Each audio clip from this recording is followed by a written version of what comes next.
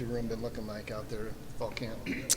Yeah, been really pleased with their progress over these last 2 weeks. They're hungry. They're coachable.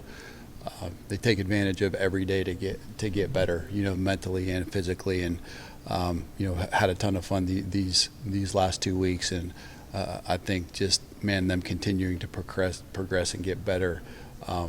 We could have a really special group.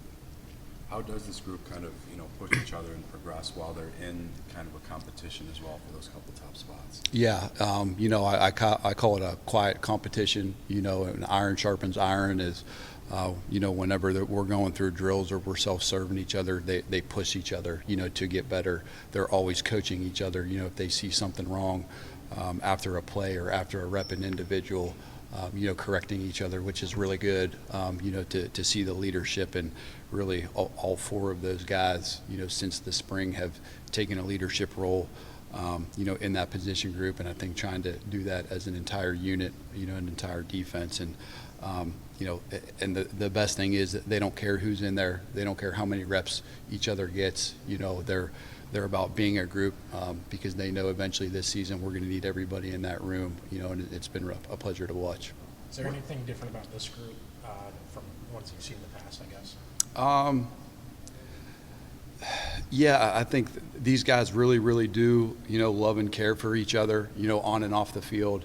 They love spending time with each other. They're in the film room more than any group that I've had in the past, which says something to their preparation and how hungry they are to get better individually and as a position group. So, that's been great so far. I think 3 out of your top 4 corners played wide receiver either in high school or here, all except maybe Miles. He played a lot of special teams. But what is it maybe about wide receivers that you've been able to move them to the defensive side and they've had success? Yeah, probably because they can't catch. No, but it's good because those guys they've seen the game from both perspectives, so it helps them just formation recognition, the stems of the wide receivers, they can anticipate, what route's coming, and they can play the ball in the air, they got really good ball skills.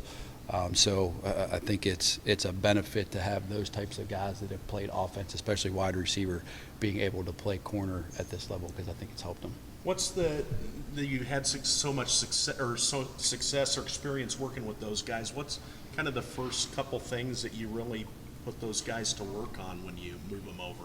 Yeah, just challenging them to learn the defense.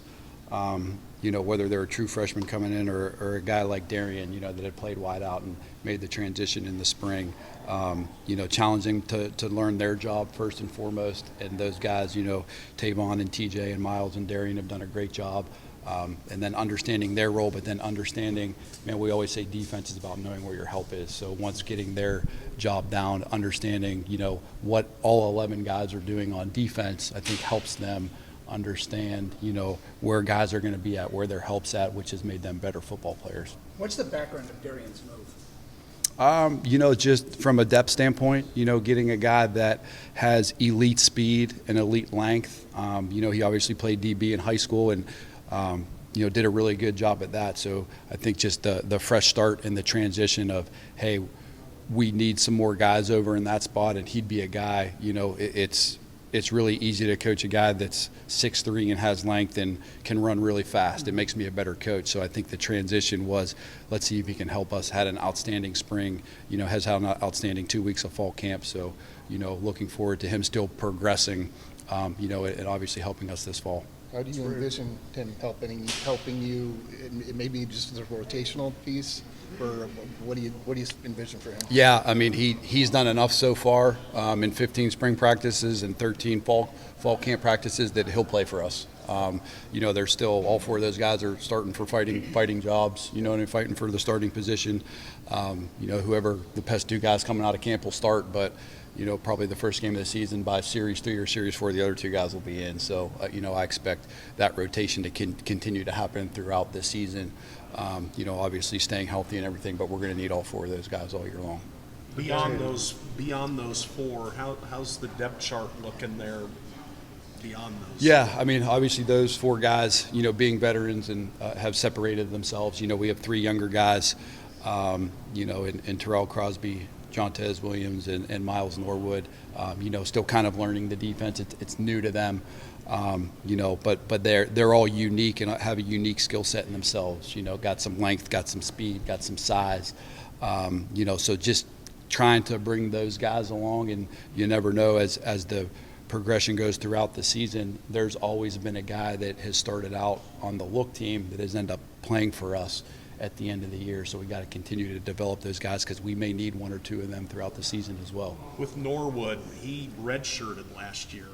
Any unique challenges with kind of getting him back up to playing speed? Well, no, he came from junior college. But didn't he redshirt there? He did. Yeah, He did. yeah. So he's a 4-for-3 guy, but I think his transition has been the easiest so far. Coming from Iowa Western, just a little bit further developed than the other two guys coming in. But happy with his progression so far and just understanding his role and learning the defense and at the point of attack, obviously having the opportunity to make some plays. It's rare to see a 6'4" corner, or 6'3", 6'4". So what are some of the advantages for Darian, and what are some of the things that he has to work through that are more challenging for him maybe than a 6-foot guy? Yeah, what he, from a technical and fundamental standpoint, still learning the position a little bit. I think the thing with him is his confidence, and he knows he can run really fast. So he gets in situations where he might not have the best leverage on a wide receiver, but never panics, because he knows he has elite makeup speed and elite length to play the ball once the ball's in the air. So I think it's just continuing to develop his confidence, in what he's doing at the line of scrimmage, his on-snap footwork that's going to put him in the best position to be successful in a play. What are you thinking about the Big 12 as a whole this year, about the quarterbacks as a whole? Is this going to be a huge passing year? It seems like there's been a lot of rushers lately, and is it going back to passing? Yeah. It's never left. You know what? I feel like, man, every team's going to have its own identity. You do feel like with some of the new staffs and the new hires that, we may see a little bit more up-tempo at times, from some offenses. But, we feel like our defense is kind of structured to kind of slow the up-tempo down a little bit, maybe a little bit more spread. I would anticipate, teams to come out and try to spread the ball around and push the ball downfield, but our motto has always been kind of try to keep the ball inside and in front, stop the run. It'll be interesting to see, obviously what these new staffs, new offenses will do, but, I think they'll try to come out. Have you started looking at their offenses yet? We haven't. We're kind of concentrating on ourselves right now, preparing for the first game.